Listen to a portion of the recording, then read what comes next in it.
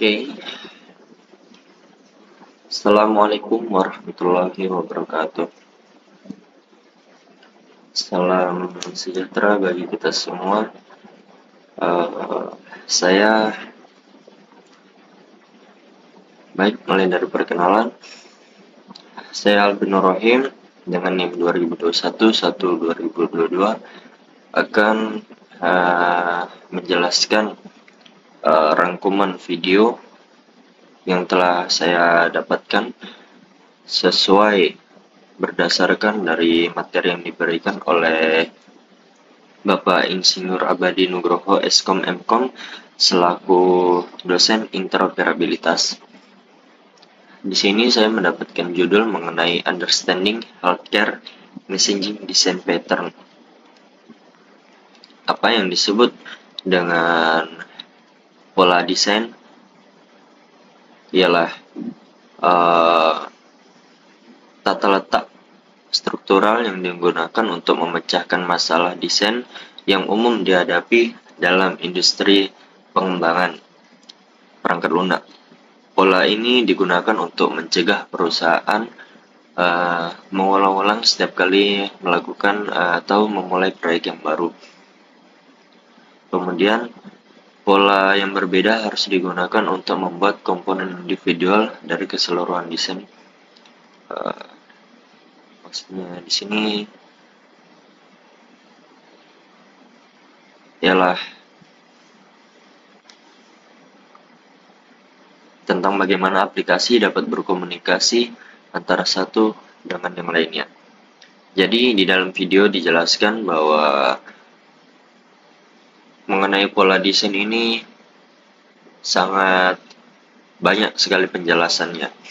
Akan tetapi sang pembuat video menjelaskan bahwa kita akan merangkum bahwa pola desain ini yang pertama ialah bagaimana aplikasi ini dapat berkomunikasi antara satu dengan yang lainnya, kemudian bagaimana data itu dapat dipertukarkan, kemudian bagaimana kita sebagai pengembang dapat merancang aplikasi untuk komputasi throughput yang tinggi. Kemudian kita akan melihat bahwa HL7V2 akan berdampak pada operasi konsumen sebagai data layanan kesehatan, dan kita akan memasukkan contoh dalam kasus yang telah kita identifikasi. Sedikit gambaran bahwa materi yang saya dapatkan ini banyak menjelaskan mengenai apa itu HL7V2. Walaupun di luar sana banyak sekali pola-pola desain yang terdapat atau dikembangkan seperti FIR. Kemudian, jadi jelas, pertanyaan yang pertama yang harus ditanyakan ialah apa yang sebenarnya dimaksud dengan pengiriman pesan. Kita hidup di era modern ini banyak sekali komputer-komputer yang telah diproduksi atau yang kita temui. Kita tahu bahwa komputer-komputer ini dapat berkomunikasi antara satu dengan yang lainnya ini tidaklah mudah atau tidak berkomunikasi dengan sendirinya, akan tetapi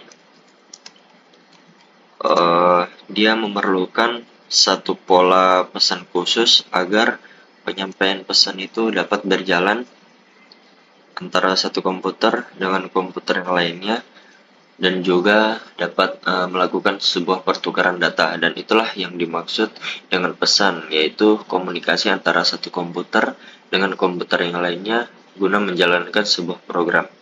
Kemudian ada beberapa contoh dari pengembang di luar sana yang dijelaskan oleh pembuat video, yaitu ada REST yang mana REST ini ialah Representational State Transfer, yaitu arsitektur perangkat lunak yang digunakan untuk mendesain layanan web yang dikembangkan pada tahun 2000-an, dan juga menggunakan prinsip-prinsip yang memungkinkan interaksi antara sistem melalui permintaan HTTP. Kemudian di sini ada yang selanjutnya ada SOAP, yaitu Simple Object Access Protocol, yang mana ini adalah protokol yang berbasis XML yang digunakan untuk pertukaran informasi terstruktur dalam beberapa layanan web, yang memungkinkan aplikasi berjalan pada sistem operasi yang berbeda seperti Windows dan juga Linux. Kemudian komunikasinya menggunakan protokol seperti HTTP dan juga SMTP. Kemudian ada email seperti yang kita tahu, kemudian SMS dan juga beberapa hal lainnya. Kemudian mengapa penyampaian pesan itu penting?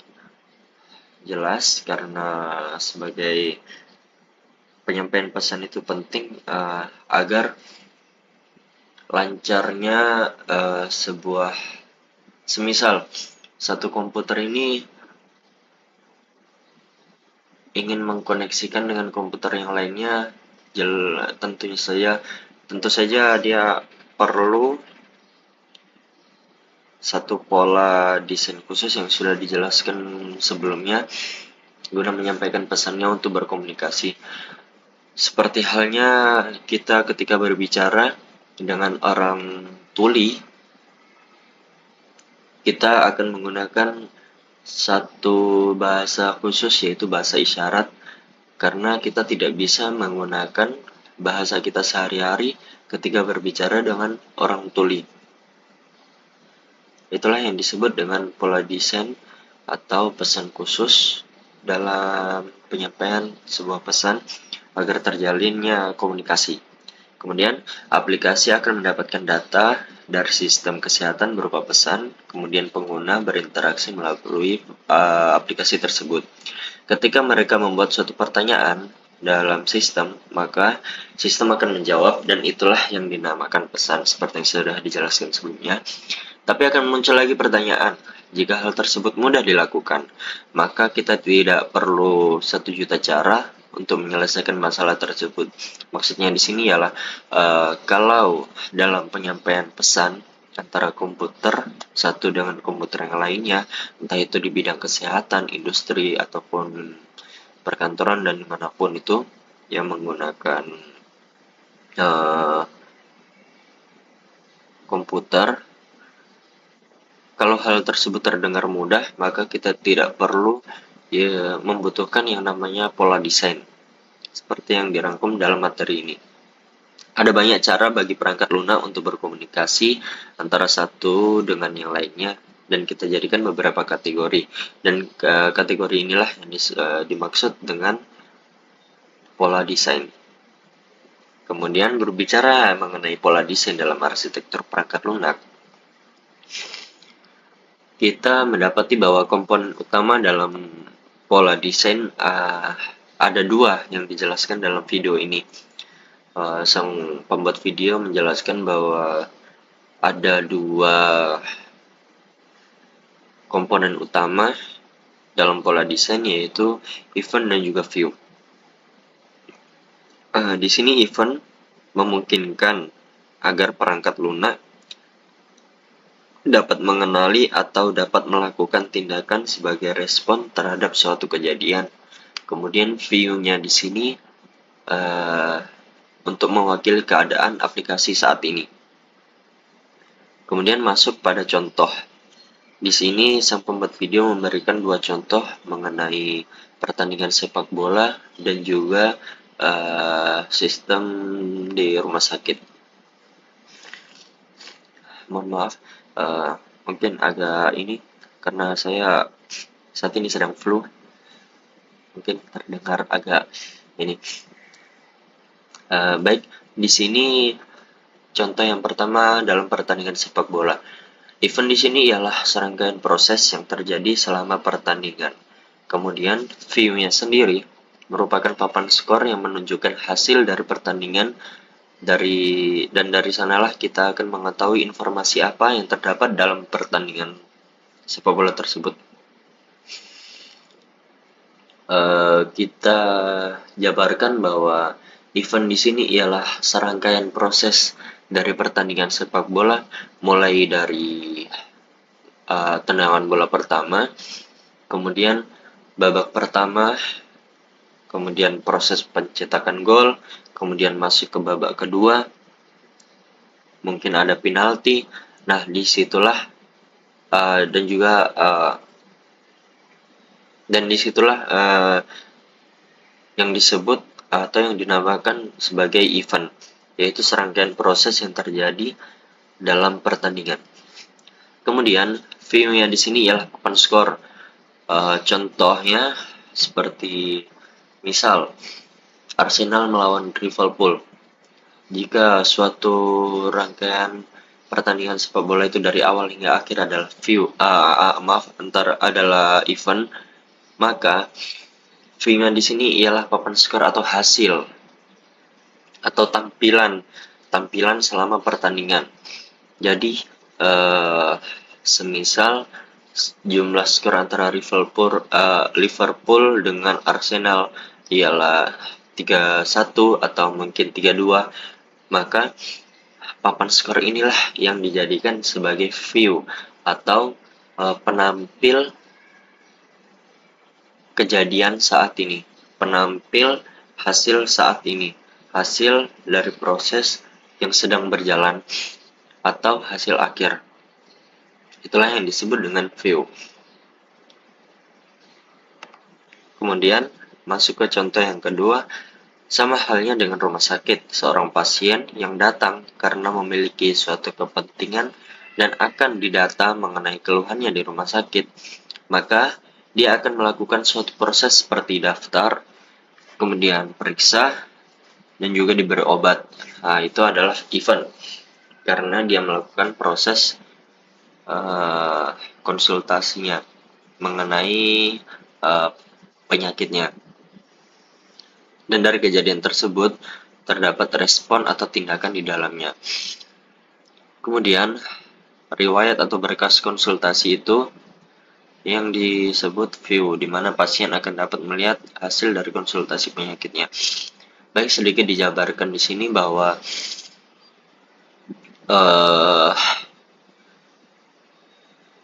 event dari proses rumah sakit ini ialah proses bagaimana dia mulai dari mendaftar, kemudian dia dilakukan tindakan, kemudian bagaimana dia ini dilakukan tindakan dari penyakit yang sedang dideritanya. Nah, itulah yang disebut atau dinamakan event.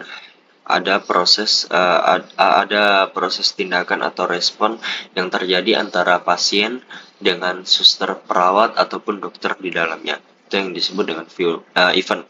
Kemudian riwayat kesehatan yang sudah dicatat di rumah sakit tersebut,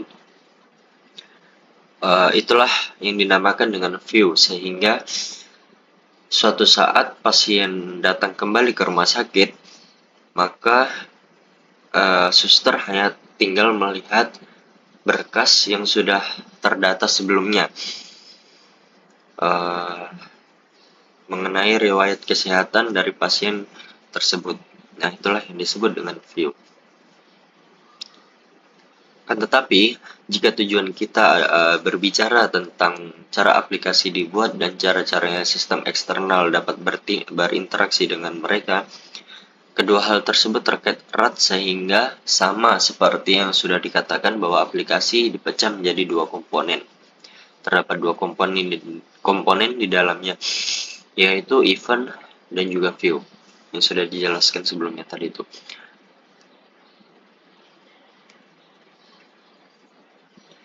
Kemudian seperti yang sudah saya katakan di awal, bahwa di dalam rangkuman materi ini, sang pembuat video banyak sekali menjelaskan atau menerangkan tentang pola desain dari HL7V2.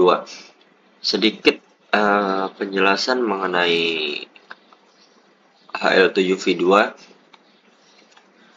Saya mendapatkan bahwa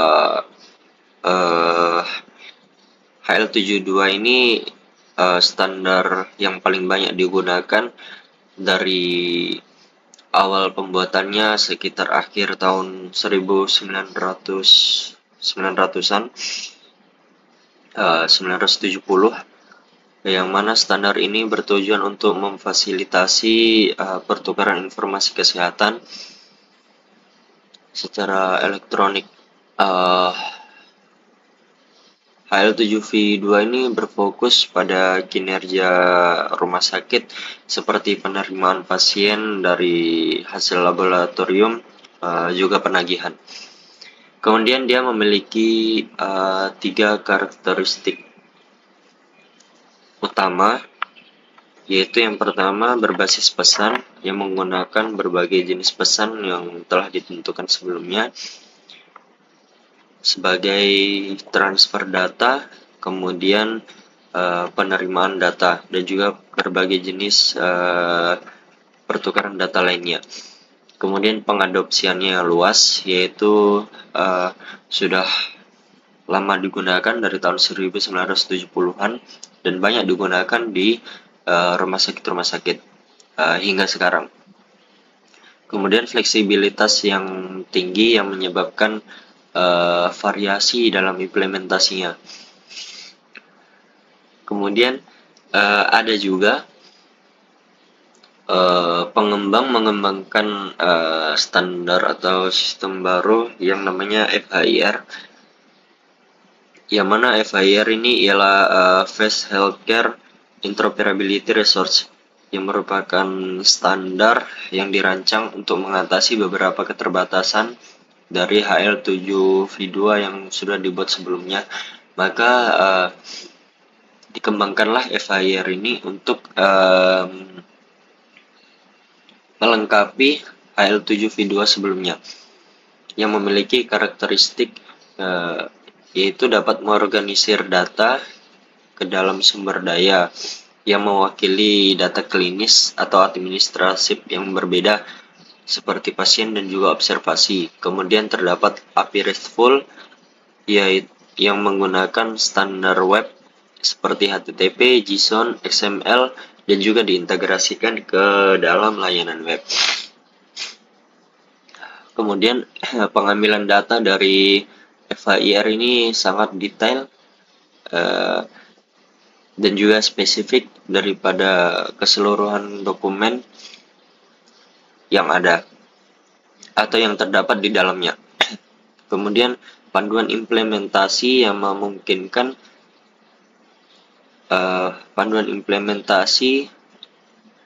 yang menyediakan panduan untuk membantu pengembang menggabungkan data dan juga menyesuaikan secara efektif. Keuntungan dari FHIR ini kemudahan dalam implementasinya karena perancangannya bisa selesai dalam sehari untuk tampilan yang sederhana. Kemudian adopsi yang luas karena banyak vendor atau industri-industri yang sudah menggunakan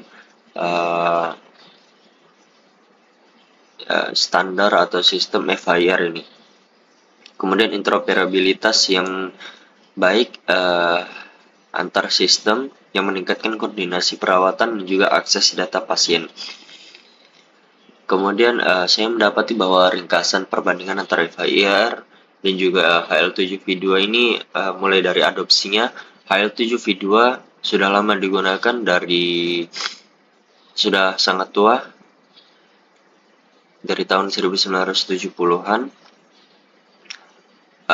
Akan tetapi FHIR ini walaupun baru, dia dapat cepat berkontribusi dan juga diterapkan di era modern saat ini, sehingga banyak mendapat dukungan dari perusahaan-perusahaan di luar sana.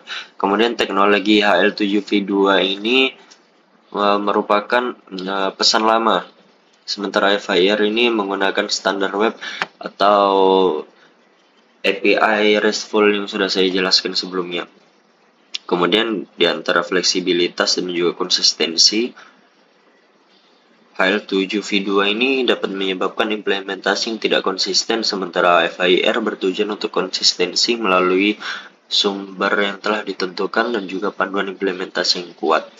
Sedangkan dalam pertukaran data, kemampuan FIR untuk mengambil data secara detail dan menggunakan API RESTful membuat lebih efisien dan juga dapat disesuaikan dengan kebutuhan teknologi informasi kesehatan modern saat ini dibandingkan pendekatan berbasis pesan yang terdapat daripada HL7v2.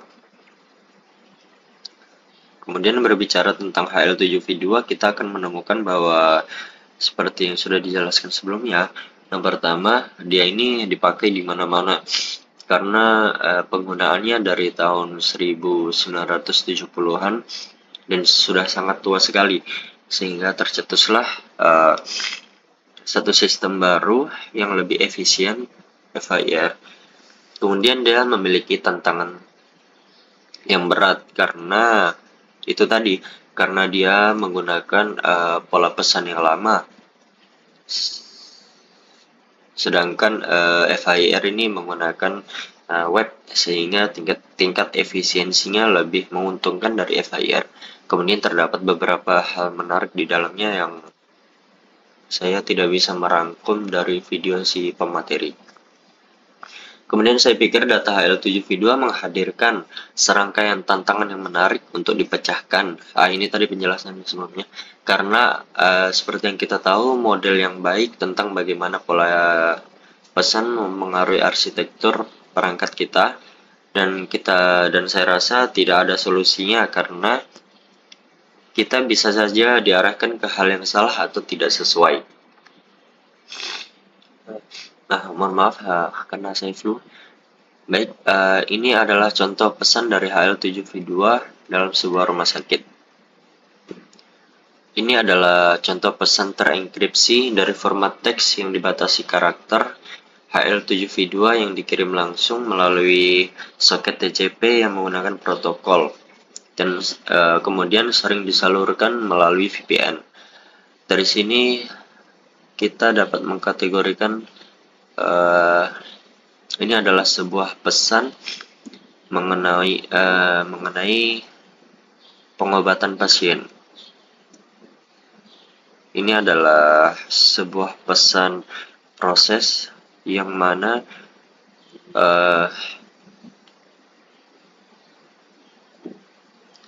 ini adalah rangkuman dari data yang diambil setelah menangani seorang pasien.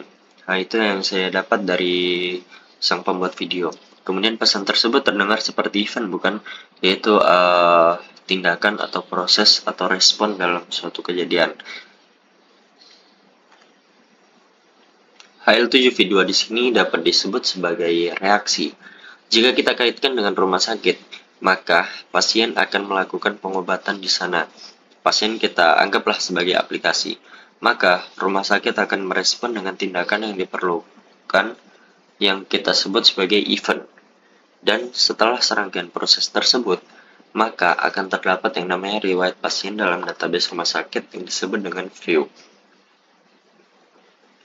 Tapi perlu diingat bahwa peran HL7v2 di sini penting sebagai pesan ataupun interaksi dalam rumah sakit antar pasien dengan dokter maupun perawat di dalamnya.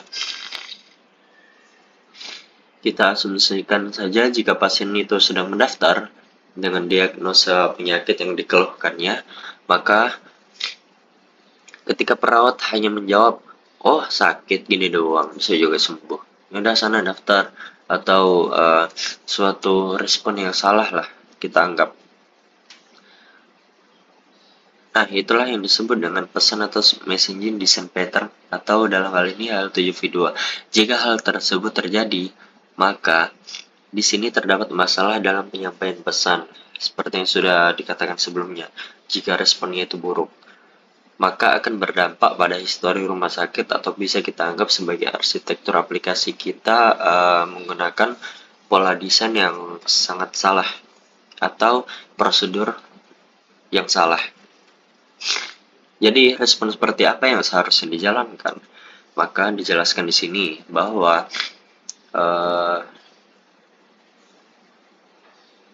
seperti yang terlihat, pasien melakukan proses administrasi terlebih dahulu, kemudian semua konsultasi akan direspon dengan baik dan dibagikan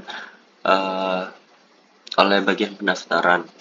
Kita lihat di sini sampai pada pasien mendapat perawatan, maka semua proses tersebut akan dijadikan satu dalam database atau satu berkas. Kemudian kita lihat apakah terdapat masalah dalam proses yang berjalan. HL7V2 di sini dianggap sebagai suatu penanganan terhadap respon atau respon yang terjadi dalam suatu proses. Seperti yang tadi dianalogikan. Penanganan permasalahan sebelumnya, akhirnya pasien akan mendapatkan hasil dari konsultasinya ke dokter di rumah sakit. Maka HL7V2 ini memastikan bahwa serangkaian proses yang terjadi ini sesuai dengan prosedur. Di sini kita anggap sebagai HIPAA. Jika sudah sesuai dengan prosedur, maka pola desain ini dapat dikategorikan sebagai pola desain yang benar dan akan membuat aplikasi ini menjadi aplikasi yang baik. Bayangkan jika terdapat ratusan antrian dalam rumah sakit dalam suatu hari, maka perawat tidak akan dapat melakukan semuanya secara bersamaan dan perlu model respon permohonan yang tepat yang mampu untuk menangani secara ketat sehingga terlepas dari kemampuan teknis perawat untuk menangani permintaan bersamaan lainnya. Mereka tidak akan mendapatkan satu proses pun setidaknya sampai perawat merespon yang sebelumnya. Jadi dalam sebuah antrian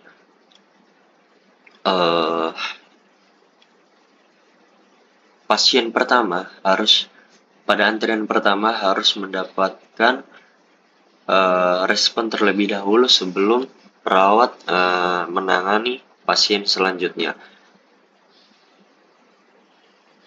Jadi artinya throughput maksimum yang dapat dicapai dalam mengonsumsi data dari sistem kesehatan ini akan bergantung pada seberapa cepat kita dapat mengeksekusi penanganan antara satu pasien dengan pasien yang lainnya.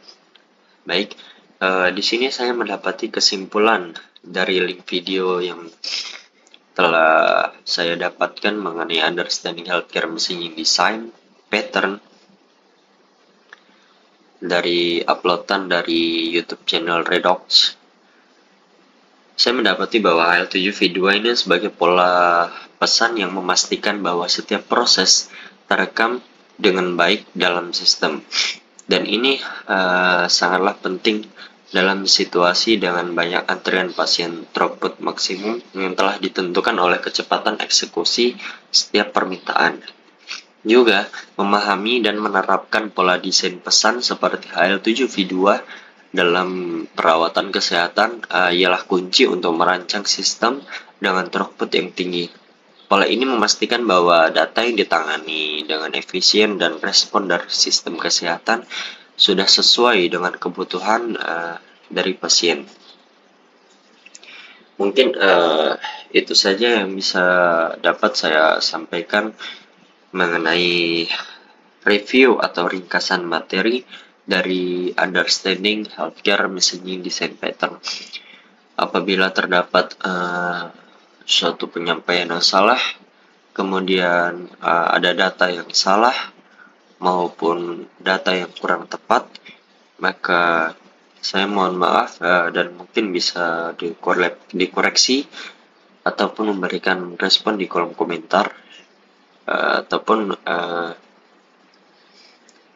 ini sesuai dengan keterbatasan saya dan juga saya merangkum hanya dari video yang ada. Jadi mungkin cukup sekian dan terima kasih saya ucapkan. Wassalamualaikum warahmatullahi wabarakatuh.